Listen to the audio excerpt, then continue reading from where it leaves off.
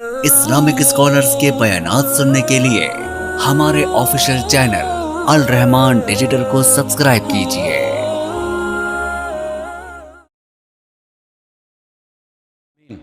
آپ پڑھ سکتے ہیں۔ رسول اللہ صلی اللہ علیہ وسلم نے جب ولضالین پہ آئے تو کیا کیا جائے؟ دو موقف ہیں۔ ایک ہی موقف بڑا واضح ہے کہ اذا قال الامام ولضالین فقولوا آمین، تو آمین کہنی، آمین سبھی کہتے ہیں۔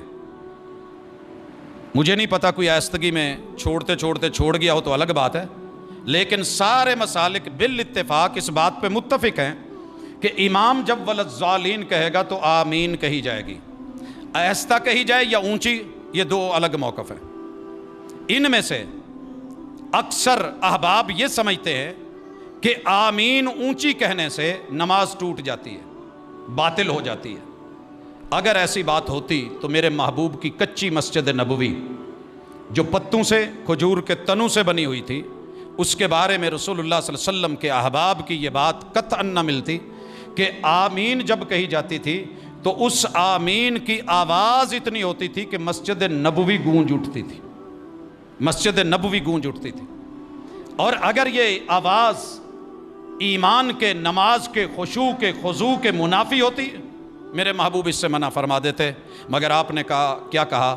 امام جب ولضالین کہے تو تم آمین کہو، فَإِنَّهُ مَنْ وَافَقَ تَأْمِينُهُ تَأْمِينَ الْمَلَائِكَةِ، جس بندے کی آمین کے ساتھ فرشتوں کی آمین مل گئی، کیونکہ جب امام ولضالین کہتا ہے تو فرشتے بھی آمین کہتے ہیں، اور جن کی آواز ان سے موافقت کر گئی اس کے پچھلے گناہ اللہ معاف کر دے گا۔ تو حضرات، ہم آمین صرف اس لیے کہتے ہیں، چڑھانے کے لیے نہیں، کسی کو دکھ دینے کے لیے نہیں، یا کسی پہ کوئی پریشر بنانے کے لیے نہیں، یا ذات کی نمود اور نمائش کے لیے نہیں۔ میرے محبوب علیہ الصلوۃ والسلام نے خود بھی اور آپ کے اصحاب نے یہ آمین با آواز بلند کہی، اس لیے ہم کہتے ہیں۔ اس کے بعد کوئی صورت ملائی جائے گی، صورتوں کی ترتیب بہتر ہے ویسے پڑھیں، اگر آپ ترتیب سے ہٹ کے بھی پڑھنا چاہیں تو اجازت ہے۔ رسول اللہ صلی اللہ علیہ وسلم نے ایک نماز میں سورہ بقرہ کے بعد آپ نے آل عمران نہیں بلکہ سورہ نساء پڑھی ہے، پھر اس کے بعد آل عمران پڑھی ہے، تو ترتیب آگے پیچھے ہو سکتی ہے۔ آپ پہلے چھوٹی سورت بعد میں بڑی پڑھ سکتے ہیں، پہلی کے اندر جو ہے کچھ آیات پڑھ سکتے ہیں، دوسری میں بھی الگ سے آیات پڑھ سکتے ہیں، کوئی ایک بڑی آیت پڑھ سکتے ہیں۔ تو یہ رسول اللہ صلی اللہ علیہ وسلم نے فاتحہ کے بعد کوئی نہ کوئی تلاوت وہ آپ کریں گے۔ اور یاد رہے کہ اگر فرض نماز ہے تو اس کی پہلی 2 رکعتوں میں تو آپ تلاوت سنیں گے، امام بھی کرے گا، اگر جہری ہے، سری ہے، تو پھر آخری 2 رکعتوں میں ساتھ سورت نہیں ملائی جائے گی۔ لیکن اگر سنتیں ہیں تو ان کے چاروں کے اندر علماء کا اتفاق ہے کہ ساتھ میں فاتحہ کے بعد کوئی نہ کوئی سورت ملائی جائے گی۔ یہ ہے قیام، اور یہ قیام میرے بھائیوں رکن ہے، نماز کا حصہ ہے، اس کے بغیر گزارا نہیں۔ اگر بندہ صحت مند ہے تو قیام نہیں چھوڑے گا، فرض ہو، سنت ہوں یا نفل ہوں، میرے محبوب نے کھڑے ہو کے پڑھے ہیں، اللہ کہ بہت زیادہ جب تھک گئے تو آپ نے 2 رکعت بیٹھ کے پڑھی۔ بندہ تھکا ہوا ہو، ہمت نہ ہو، بیمار ہو، کھڑا نہ ہو سکتا ہو، تو پھر بندہ بیٹھ بھی سکتا ہے، اور بیٹھنے کا طریقہ جیسے آپ آلتی پالتی مار کے بیٹھے ہیں ایسے بھی، اور ٹانگیں قبلہ رخ کر کے بھی۔ اور اگر آپ لیٹ کے پڑھ رہے ہیں تو تب بھی آپ لیٹے بالکل ایسے ہی ہے جیسے پیچھے کو بندہ لیٹے گا، چہرہ قبلے کی طرف ہوگا۔ تو پاؤں کا قبلے کی طرف ہونا یہ معیوب نہیں ہے، یہ نماز کے لیے ضروری ہے۔ ہم سب کے پاؤں کا رخ کدھر ہوتا ہے؟ قبلے کی طرف۔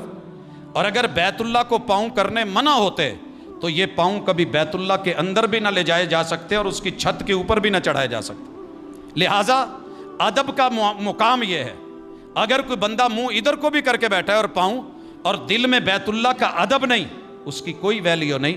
لیکن اس طرف کو آپ جو ہے وہ لیٹ کے، بیٹھ کے، آلتی پالتی مار کے، یا جو بھی ممکن ہے، مرض ہے تو آپ نماز پڑھ سکتے ہیں۔ ایمرجنسی کے اندر شریعت اپنے اصول نرم کر لیتی ہے۔ قیام تلک ہم بات چھوڑ رہے ہیں، اس کے بعد انشاءاللہ اگلی ملاقات میں اللہ کی توفیق کے ساتھ باقی نماز، بندے کی نماز، مومن کی نماز کیسے ہے، تو یہ ہے وہ طریقہ کار جو محمد رسول صلی اللہ علیہ وسلم نے اپنایا، اور ہم اس کو لیتے ہیں، اس کو فالو کرتے ہیں، اس کی دعوت دیتے ہیں، لیکن یہ زبردستی نہیں ہے، یہ پیار کا، یہ دین کا، یہ ایمان کا، یہ ماننے کا معاملہ ہے، اور یہ دل کا میٹر ہے۔ اللہ تعالیٰ حق کی طرف، خیر کی طرف، ایمان کی طرف ہماری رہنمائی فرمائے، اور جو ہم کر رہے ہیں امت مسلمہ سے قبول کرے۔ سبحانک اللہم و بحمدک، اشہد ان لا الہ الا انت، استغفرک۔